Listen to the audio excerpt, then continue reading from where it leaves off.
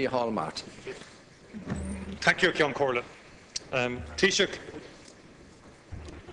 while it is clear that Minister James Riley's personal affairs are not completely in order, despite your statement yesterday, given that he has failed to honour yet a High Court order to pay a debt, what is even more alarming is the complete lack of order in relation to the financial affairs of his department, the Department of Health and the Health Service. The latest reports suggest that the deficit overrun is now close to 280 million by the end of May. Indeed, it rose by 80 million in 1 month, and it's projected to go to 500 million. Now, thanks to Freedom of Information requests by Martin Wall of the Irish Times, we've received an insight into the incredible correspondence that is ongoing within the Health Service. First of all, Minister Brendan Howlin wrote to the Minister Riley urging him to take personal charge of the financial issues within health. We now see the Secretary-General of the Department of Health responding to letters from the CEO of the HSE, Cathal McGee. Now remember, Minister Riley abolished the board of the HSE and took pride in it, but put nothing in its place. And he himself said he was taking personal charge of the HSE. And last Thursday there was a meeting between the HSE board and the department. Now, this is an extraordinary state of affairs, because what we actually have is the chairman of the HSE happens to be the Secretary-General of the department. And he's chairing the meeting where the CEO is present, the health officials who are now on the board as well, and they can't agree the figures. And they can't agree a plan as to how to reduce the deficit. And then we find the CEO, who's on the board obviously, is writing to the chairman of the board in his capacity as Secretary-General of the Department of Health. He's writing back saying, I have a better way of doing it. All the officials are on the board as well. And one day they're Department of Health officials, and the next day they're members of the board of the HSE. The situation is a complete farce. It is absolutely farcical. And we have no HSE government board. Now, the serious matter is, the serious issue is, Taoiseach, the serious issue is that the CEO of the HSE has said that the assumptions underlying the health estimate are no longer valid. Question, please. He was very polite in his language. Thank you. I've made it very clear that I think the figures were essentially falsified at the beginning of the year, and this estimate never had a chance of coming to realisation. Never had a chance, and we've detailed that already. We're over time, Deputy. What I want to ask you, Taoiseach, is this. Is there a plan to bring the deficit in order? And given that we've already had over 2,450 beds closed in the service, and difficulties in terms of young people with intellectual disabilities, over time, Deputy, and so on, I told you. How do you propose to reduce the deficit? And can you guarantee, Taoiseach, that there will not be any erosion or undermining of frontline services to people out there? Thank you. Or will a supplementary estimate have to be brought in to deal with the crisis in health at the moment? I take no lectures from you in relation to health matters in this country. None. None. Sorry, would you hold on, please? Hold on. Hold on. You stay quiet as well, please. It's none of your business. Thank you. You sat over here as Minister for Health, and you denied any responsibility for any of the things that were happening in the Department of Health. You said you had no responsibility. Would you and please your colleague who was then in government set up the HSE and said there would be no redundancies after putting 13 health boards together.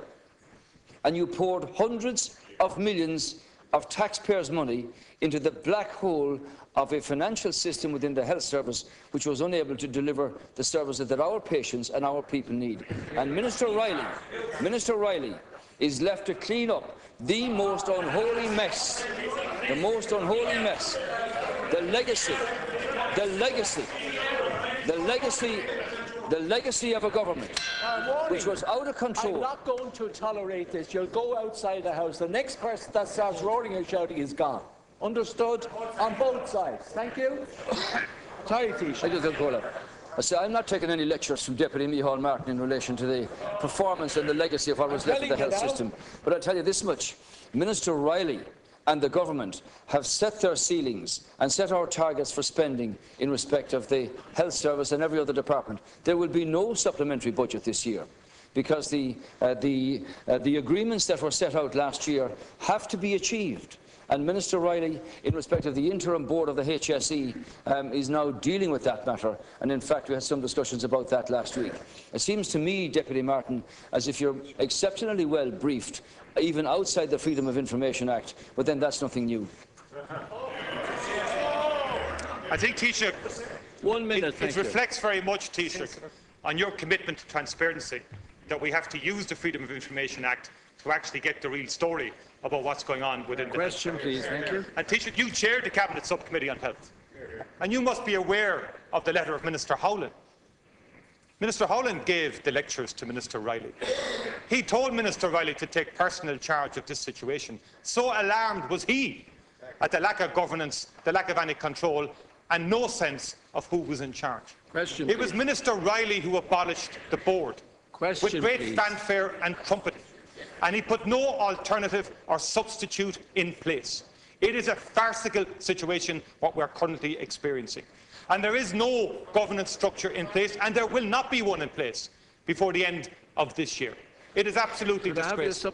Now, you've ruled out a supplementary estimate, Taoiseach.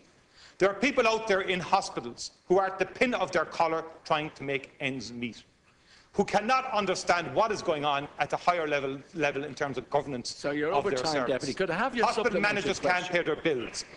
You need to become clean. Deputy, I told you to put a supplementary question. What the plan is to reduce this deficit in the next 4 to 5 months. It's projected to go to 500 million without undermining frontline services, and they're being undermined as we speak, day by day. Will you put a supplementary question, please? Thank you. Who cannot now get places next September. We always provided funding for those. Always. There was always demographic. Deputy. And shame on you. Will you resume your seat? Thank you. Taoiseach. And who's going to... Taoiseach. And we also know that community nursing beds are being... Would you resume your seat, please? Thank you. Public nursing home beds are being closed. Taoiseach, thank you. Its budget on an ongoing basis. We need to know, and the people in the health service, the public need to know what's happening. Taoiseach. Sometimes I wonder, Deputy, this morning you had a view that the Constitution could be changed just like that on issues that you had a clear policy on, you want them put into the Convention, on issues that you had no policy statement on, you want them dealt with just like that. Now, in respect of this health issue, there were agreements made by government last year covering all departments, very tough and very challenging, including the area of health. Yes, the health area has overrun, as it has done for many years, but there will be no supplementary budget. And what we've got to do now is work in a situation to achieve the agreements and more that were signed off on last year. There is an interim board of the HSE which is chaired by the Secretary-General of the Department. So you're wrong on that. I do not accept, Deputy Martin, the recommendations that were coming from the HSE in respect of achieving these cutbacks, which would essentially destroy the fabric of the health sector as we know it. Now, this is a very challenging time. And I commend the clinical teams and the medical teams and the nurses and the doctors who work on the front line, Deputy Martin, who have made serious changes within the context of the Croke Park Agreement for re-rostering, for travelling, for giving out-of-time commitment so that the very patients that you and I are concerned about have that front-line service given to them in the very best way possible. Unlike what you left behind you, with magic cuts that you could have 300, 400, 500 million just like that. The same old trick year on year. It won't work any longer. It will not work any longer. There's a realism here. There is a realism here that irrespective of the negotiations and the outcome that Minister Noonan achieves in Europe, we have a problem in this country in respect of our public financial services, and we have to sort that out ourselves, and every department is involved in this. What we want to see, Deputy Martin, is that those people who need medical attention, you can get it as closely to them as possible, as quickly as possible, irrespective of what they've got in their pocket. And the changes being made by the Minister for Health involving the structure of this are already paying progress in terms of trolleys, in terms of waiting lists, in terms of admissions to accident and emergencies, in terms of the structure that is being changed here, not only through Croke Park, but through other issues that are making a difference to patients on trolleys, waiting lists, accident and emergencies, coverage of medical cards, and all of these things. change from branded drugs to generic drugs, dealing with the pharmaceutical companies. All of that area, Deputy Martin, is the complete focus of government insofar as this department is concerned. Yes, there's an overrun, and that's got to be dealt with without a supplementary budget. Challenging, yes. Achievable, yes. Ambitious, yes. In the interest of the patient, the people that are going to. Unlike your crowd, where you abdicated all responsibility and said yourself, I have no responsibility for this. This government will accept responsibility for the mandate that we were given by the people to sort out our country's problems.